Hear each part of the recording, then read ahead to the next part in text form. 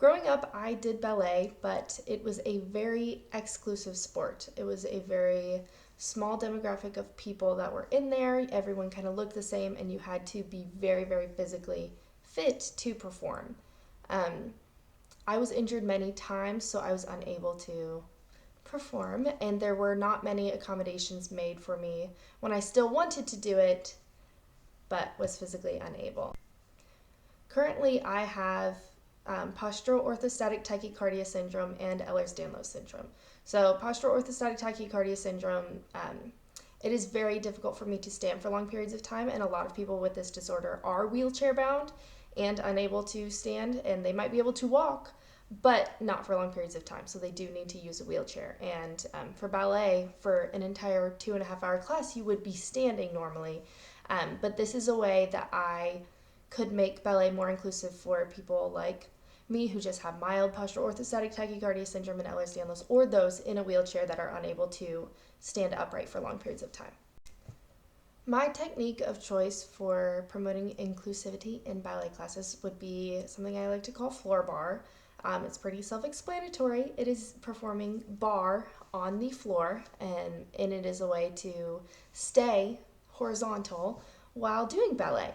And it is great for people with postural orthostatic tachycardia syndrome and Ehlers-Danlos who are unable to keep stamina while they're standing for long periods of time, and to make sure people like me do not faint. And it is very inclusive of those who are in wheelchairs, and it can also be performed with just the arms or just the legs, but it is great because you have the floor to support you the entire time.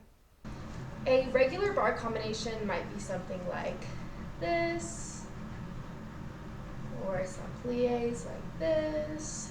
And bar usually lasts an hour or more of class, so it would be very difficult to keep this up for that long without feeling faint or without actually fainting. But with floor bar, I'm able to do these same combinations on the floor without worrying about feeling faint or fainting or worrying about my muscle weakness from standing. Obviously, a lot of people are unable to stand at all with a wheelchair, and in that case, they would be able to utilize their head and arms and still be able to focus on ballet technique without being upright.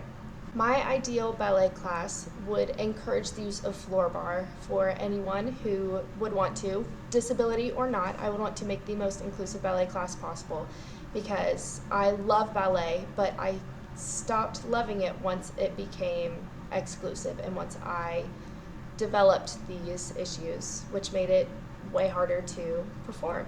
And ballet is a very fun sport once you take out the stress of being the best and working the hardest and being the most physically fit. I really want to be able to include all levels of ability in ballet going forward.